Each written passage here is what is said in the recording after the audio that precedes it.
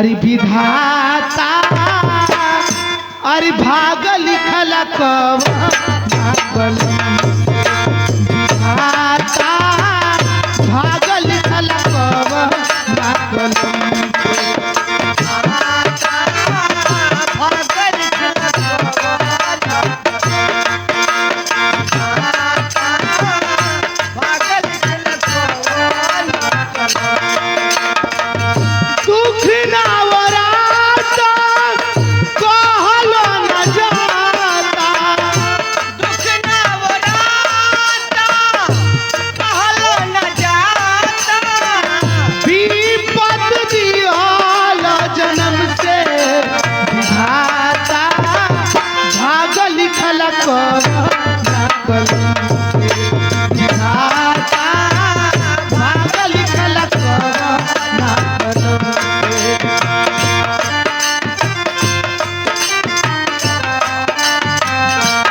और 20 पुरस्कार ये छोट पुण्य की तरफ से बने जहाँ रहा पढ़ा लिखा नाम रोशन करा अपने माई बाप का सेवा करा।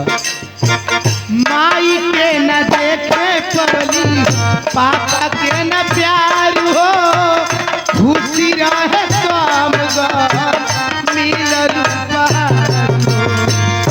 माई के न देखे कबली पापा के न प्यार हो खुशी रहे मिलल माई के न देखे पवली पापा के न प्यार हो खुशी रहे काम मिलल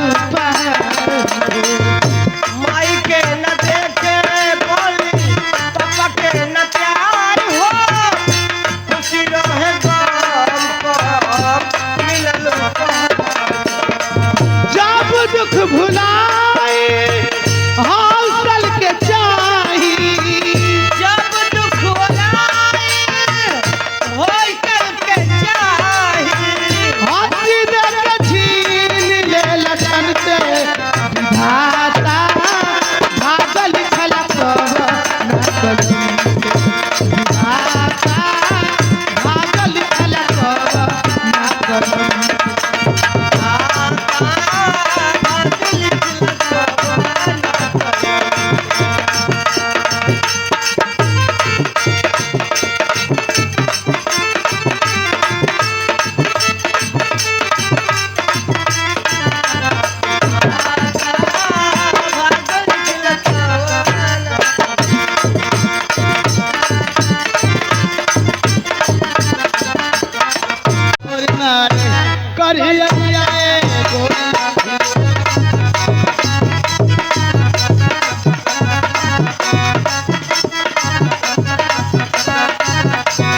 चले लुडरिया तो नदी बीचे नैया हिलो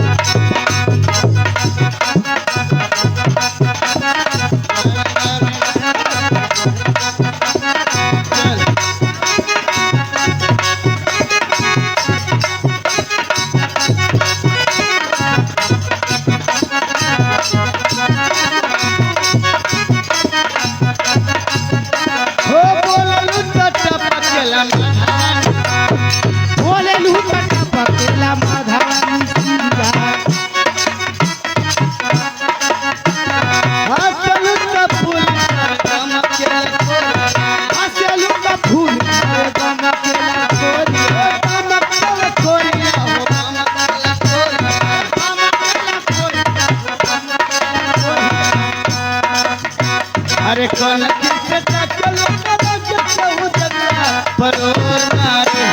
पर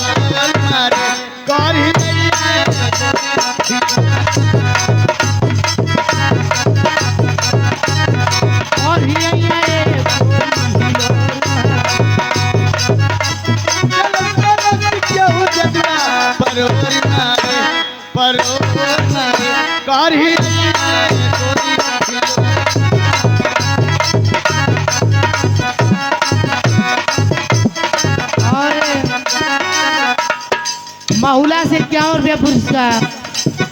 अरे राम जी बनौले भाड़े पोरे पोरे रोटी के।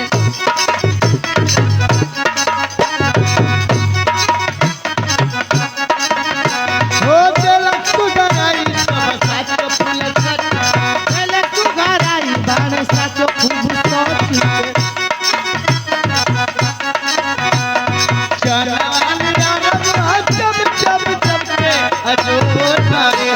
अजोर मारे कारी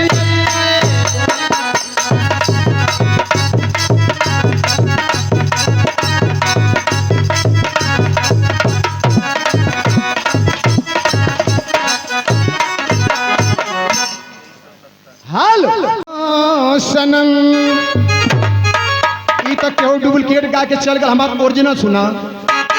अरे बहुत प्यार करी थी दारू से हम,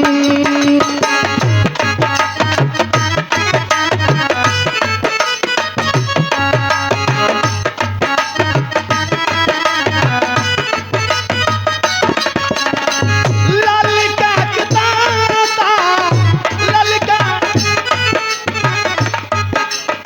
और सम्मानित ये हमारे भैया, इनके काका का आज अंतिम भोज है। और आत्मा जहां मेरे सुख शांति स्थान के मिले, पार्टी से हमारी यही शुभकामना 101 रुपया।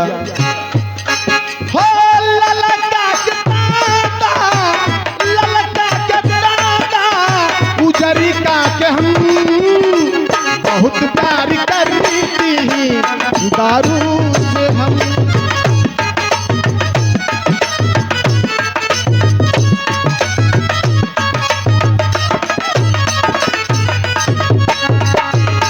मास्टर साहब पानी के पास सुना पिछुआरे के पीने में कितनी फायदा है। ये किसी से पिए तो देहा झुमझुमाए।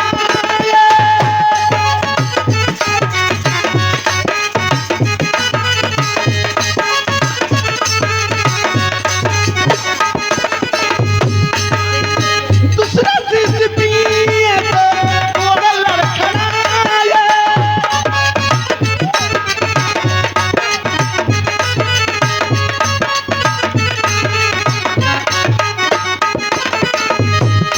ओ तीसरा चीज पिए तो, तीसरा चीज पिए तो गिर जाए हम।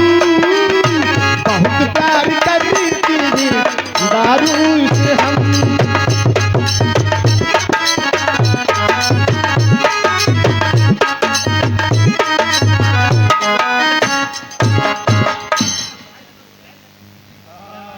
बहुत प्यार करते हैं दारू से हम। दारू से हम मेहरारू से प्यार ना बा। और मेहरारू के बात काबा पर उधार दे। अच्छा खूब खानदानी बा लगत है। हमार जन्मौती है जन्मौती है तो है। या अच्छा अच्छा तो के दारुए से प्यार बा। हाँ आ लइका मेहरारू कुछ नहीं खा। मेहरारू लेके एतबार बा। एतबार बा, एतबार बाटे। तब मेहरारू लइका से एतबार बा त काहे दारू से इतना प्यार बा। काहे कि 50 रुपया का मिलेला, मेहरारू 50 रुपया में ना माने। इहो वास्ता ये कहता है। तब मेहरारू से एतबार बा आ दारू से प्यार बा, तो दोनों में फर्क का पड़ल हो। हाँ हो तकायल हो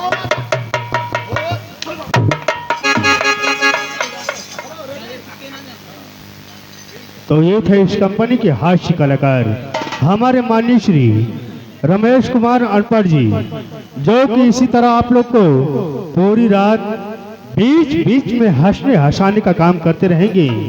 तो लीजिए मेरे दर्शक बंधु।